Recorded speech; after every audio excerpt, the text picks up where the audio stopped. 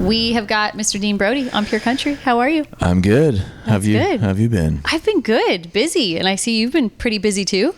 It's been good. Yeah? I took some time off, but we're back at it. How important do you think taking the time off was to putting this record together and being prepared to tour and put out a new album? It was everything. Yeah. I mean, the time off let us, because we did a double album. Right. So Is it done? It's I'd say almost done. Yeah? It's okay. We have maybe 2 more sessions to do. We've got most of it in the can at least. 20 songs, is it? It's probably gonna be more than that. Yeah. I always love when you do a double album, because then when it's not set in stone, you can add more. That's if you true. want to. Yeah. We could do that. You could do that. Well, the actual number we don't know yet, because we're Okay. going to do a few more sessions. But Upwards it's been of awesome. 20. Yeah. Having the time off personally allowed us to just build and curate, I think, just a awesome body of work. Yeah. So what I've always thought was so special about you, and not every artist can do this, is you have never pigeonholed yourself into one sound or one type of song. You have fun songs, you have witty songs, you have heartfelt, sad ones that really make you tear up in the driveway. And I feel like listening to the 10th album, Side A, you get a little bit of every Dean Brody song that you love on it, which I feel like, was that intentional to do that? Not really, but No? I guess it makes sense that Yeah. it naturally happened that way. I mean, we've had some. I don't know if you remember the song "Beautiful Freak Show," but Oh, yes, I do. it's so crazy. I remember It the first time I saw that on crazy. stage. Yeah. I mean, yes, for people that don't know that song, but it's got a rap in there. Yeah. Chevy Price did an amazing job, but it was just a little too progressive for country at the time. Yeah, but it said Freak Show in the title, so It did, and we had to be prepared for what it was going to be. Hang on, but Yeah. we've got one song on side A like that called "Death of Me." Yeah, I was just going to say that has that darker kind of different side of you. Is there a song that you are most excited for fans to hear that you think they're going to probably gravitate towards? I think so, but it's side B. We gotta wait for it. But on side A, I would say on side A, I mean, Good Man, the song I wrote for Gina, is probably the most vulnerable I've ever been. So that there's that. But then, I mean, Y'all's super fun. It is fun, super fun. Drive a Truck's nostalgic about, growing up around trucks. And then, Death of Me's super fun to play live. It's got some angst to it. It's almost gritty, Southern. I kind of think of, I don't know if you saw True Detective with Matthew McConaughey, but that, him and Woody Harrelson just absolutely just slayed their characters. But that kind of feel like Louisiana, swampy Alabama, super Southern kind of a deal. I'm trying to think. Oh yeah, Took a Turn is a fun song. Took a Turn's one of my favorite. Took a Turn and Day in the Life is Day in My Life is so good, because it just, I feel like that's the song when I think back to Brothers and Time, that song kind of brings me that nostalgia when I hear that. Yeah. What about Gina? What's her fave? Does she have a pick? What would she pick? I mean, obviously, Good Man. Good Man. Yeah. Man Without a Woman She Loves. She likes Death of Me. Yeah, she loves that one. It's got the angst. She's cool. She's cool. Okay. I didn't know. I kind of thought dudes would be because Mike was my manager. I was talking about. He goes to the gym and works out, and he gets an extra pump from that song. And we kind of wrestled with that, because when he first presented that song to me, I was like, man, I don't know. Yeah. And then I thought, well, okay, cool, but are women gonna like this, or is it just a dude song? Is it a bro song? No, I like it. It's cool. Okay, yeah. That's good to know. Yeah. We keep hearing that. I keep hearing that. Mike already knew that, but see, that one might be the one that surprises you, that the ladies are going to be like, this is my jam. This is my fave. What is scarier, releasing your first album ever or releasing your 10th album? First. Yeah. Is there nerves that go into a 10th album, or are you okay, we got this by now? Yeah, definitely. When it comes out, it's going to be okay, I hope people like it. Yeah. You don't ever want someone to hate your creativity. It's here's my painting, and people, I hate it. It's awful. It's ugly. So there's that nervousness, that anxiety that you just hope they like it. And they're going to love it. Yeah. It's so good. I'm so excited that we have new music from you. And then you're going out on tour with your pals, the Reklaws. Jenna and Stu Reklaws. Yeah. I mean, if you've had the opportunity to see one of their shows or meet them, they're just gold. Great musicians, even better people, absolute salt of the earth. So we're going to have fun. We've toured before a little bit, but not this extensively in these together in an arena. So it's going to be fun. So are you Uncle Dean to Jenna's little buddy? I haven't met him yet. No? Okay. No. Which I think that's a fun dynamic to bring it on tour. Which I wonder if she'll bring him on the road.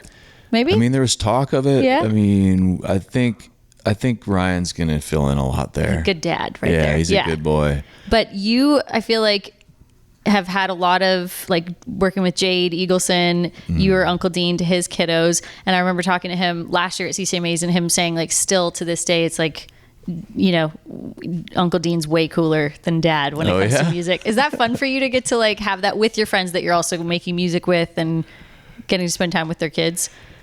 Yeah, it's wild to see people grow. Yeah, you know, fall in love, get married, have kids. Just the whole progression. It's wild to watch from the outside. You did this thing where you've been posting like leading up to the record coming out, and one of them had a picture of you and Kevin Costner. Just casual, cool guy. You're trying to be cool. Just cool. I was trying to be cool. He's just cool. You're both cool. But what's more nerve-wracking, meeting Kevin Costner or Bryan Adams? Kevin for sure. Kevin, okay. Yeah. Although Bryan was really sweet. So with Kevin, I was backstage with him at the Stampede. We're both playing the same area. Yeah. And at the time, of course, like Yellowstone was at its peak, you know. Okay. Although I was a massive fan of Kevin long before that because of his role in Open Range. So good. Open Range is so good. Yeah. Annette Bening, the character he plays, Charlie, is a character that just resonates a lot, I think, with a lot of men. The way he can have nuance and how he acts, everything about it, it's something that I'm not used to. Like, I understand music. Yeah. But theater and movies and acting, I didn't. So yeah, that was nervous. Yeah, I was nervous. I bet. Bryan actually sought me out, which was so cool. Sweet. So then right away I'm like, okay, so I'm not going to be imposing on him backstage. Yeah. He's asking me to come to his trailer, right, and hang out. Salt of the earth. Absolutely, like yeah. You know, sometimes they say you don't want to meet your heroes because you might be disappointed. But with Bryan, it's like he was so kind and took the time to hang out with us and just talk. And, yeah, that's really cool. Yeah. Have you ever thought about acting? Speaking of like movies that you love and shows that you love. Yeah, I did. I did at one point. Yeah. Yeah. Did you is that something you'd want to do now? No. Where you're at? No. Okay. No, I'm awful. I'm so terrible. You think it would be easy. And it's just not. I don't think it would be easy. It should be. I feel like it's more challenging because at least when you're on stage with, like, maybe I'm not an artist, so I don't know this, but when you're on stage with your band, there's the music and you got your guys up there with you. But when you're acting, it's like the set is quiet. There's just one camera on you. You're working with a partner probably with a camera over their shoulder looking at you. And you can't screw it up. You're on a budget. You can't be there, you know, what's my line for too long before like, we need to get to the next set. Yeah. And so, no, it's awful. I was offered it was funny. I was offered a HallMark movie at one point. It was called Christmas Lodge. And I was going to do it. And then I did a little reading and then I recorded myself like doing it and stuff. Yeah. And I was like, no, this is no. And there wasn't that much money. And I knew that my friends and I would just be embarrassed the rest of my life if I did this. And then the next year I saw it and it was in the discount bin in Walmart. And I bought it for like $2.99 and went home and watched it. And I was like, oh, thank goodness. You're like, this could have been me. It could have been me. And it was, who's the actor? I don't think Being Erica. Who's the actor that played Being Erica? It was her. I forget her name, but of course she's a wonderful actor. And the guy that played, you know, her love interest. Yeah. Was great too. And I'm like, this would have been a train wreck. And they didn't even audition. They were like, do you just come on in? Oh, they just were like, you got the job. 2 weeks, give you some money. I guess they think if you can, I don't know why they think that someone like me could act. Well, maybe one day, if you got like an epic role in a movie with someone super cool, would you still say no? I would try. You would try. You know what? It's almost like that you fake it till you make it. Yeah. And then I would get there and I'd try and they'd be like, you're out. You're out. Never mind.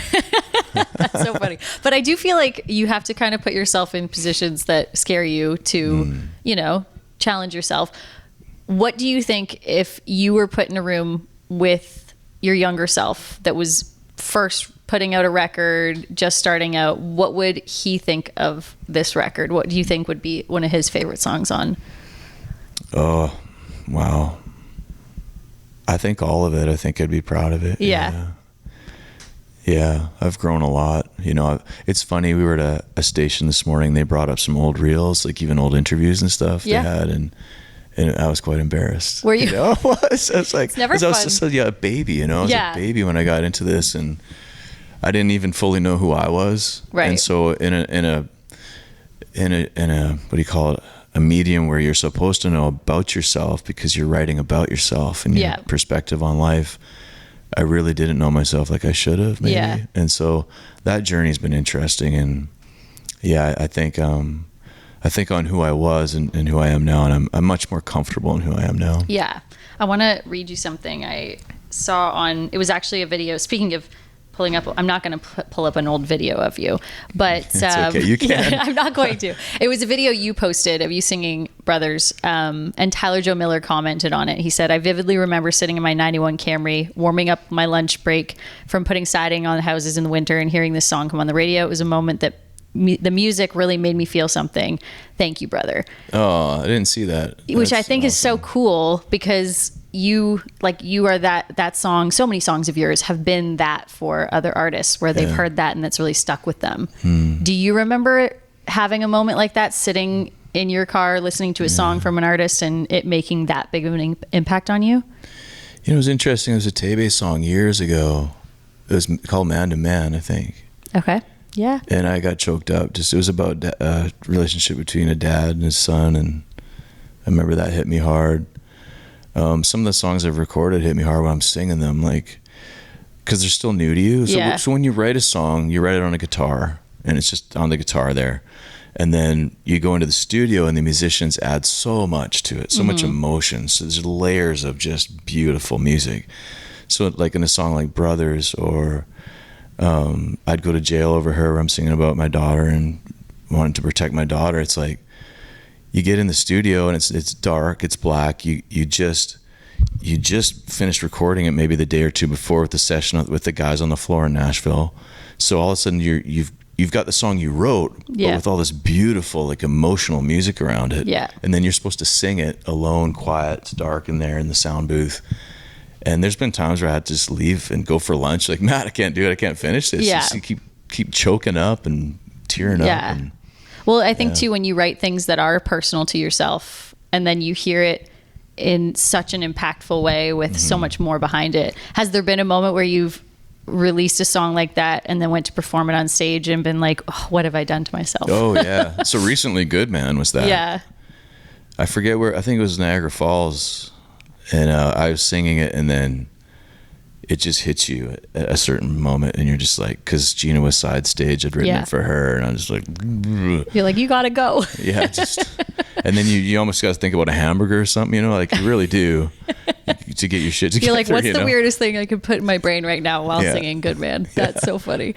I want to show you some of these pictures that you posted because I have questions. Just maybe give us like a caption for what this photo would be and tell me a little bit about it. So that was my first producer, Matt Rovey. It was his uncle's ranch. I think we were in Arizona visiting his like folks' ranch. They had a cotton farm. And then, this is a Longhorn, I think, pretty sure. Big Longhorn. Yeah, and I got to like get on him, and you were allowed. Oh, okay. Horns, He's got a halter on, so he's tame. He's tame. You didn't just jump on a. No. I wouldn't do that. You wouldn't do that? No. No. Okay, that's good. All right. What about this one? Speaking of your manager, Mike. Yeah, we're both. Who's donkeys? They're friends. They're friends donkeys. You said they are our friends. They're our friend donkeys. I mean, if I had a donkey, he'd be my friend. I do love donkeys. Have you ever owned a donkey? No, I almost bought one when I was here. I was living in Waterdown. Yeah, I remember that. And there was a donkey for sale, and his name was Buck. And I was going to buy him, and it was actually in a residential area. Yeah. But I was kind of at the end of a cul-de-sac, had 1.4 acres, little pond, and some things happened where I had to move. Buck never became part of my life, but I've always wanted a donkey too. Yeah. I think when you have land, I don't know why, it just feels like you should have a donkey. They're loud and they're obnoxious. And that one would bite my butt a bunch. Your friend? Yeah. The white one bit my butt a couple times. Like he does have a bit of a like naughty looking face. Cheeky. Yeah. In a less funny way. This feels like a special spot. Where's this? That's Nova Scotia. Nova Scotia? Yeah. Mm-hmm. That's beautiful. Is that somewhere like you have visited a lot, or? Yeah, I lived there 7 years. Like when I came back from Nashville, settled on the East Coast for 7 years. It was beautiful. Yeah. Great chapter. I feel like the East Coast is one of those places, like if you've never visited in Canada, it's one of the coolest spots. It is. What is your favorite, you're going out on tour, favorite place that you're maybe the most excited to get back to? Like getting to go and tour that you don't get to maybe visit very often. So like other than hometown stuff, I would say out east. Yeah. Out east, yeah. I love that. It's beautiful. I love Newfoundland. I love PEI, New Brunswick, Nova Scotia. Actually, Quebec too, but we're in Montreal, so we're not getting. I like rural Quebec. It's beautiful, absolutely amazing. Prairies are wonderful. BC, Ontario, cottage country area. We get to see a lot of Canada. Yeah, you guys are going to be busy. Mm-hmm. All right. Well, congrats on side A, and we'll wait for side B. Are you able to tell us what song is on side B that you are most excited about? It's called Cowboy Song. Oh, okay. Yeah, it's just beautiful. It's like, it's almost like it's got a little Coulter Wall feel to it. Cool. Any features coming up? Or there will be some. There will be some. Okay. Yeah. On side A, there's not, right? I don't think so. There is on side A. Okay. Yeah. I scoured the list just to see, and then I listened very closely to every song because I was like, maybe he's tricking us and it's actually on there and he's just gonna we have to wait and see. But because usually there are collabs. Yeah, but you know what? I feel like people are kind of making collabs a little more seldom now instead of like overdoing it, which I think is cool. It got intense there for a while. It did. It was a lot of collabs. Everyone was collabing. But we're happy. We will be happy with a Reklaws Dean Brody collab anytime. Yeah. All the time. Yeah. We'll collab on all tour long. All tour long. Awesome. Well, thank you so much, Dean Brody on Pure Country.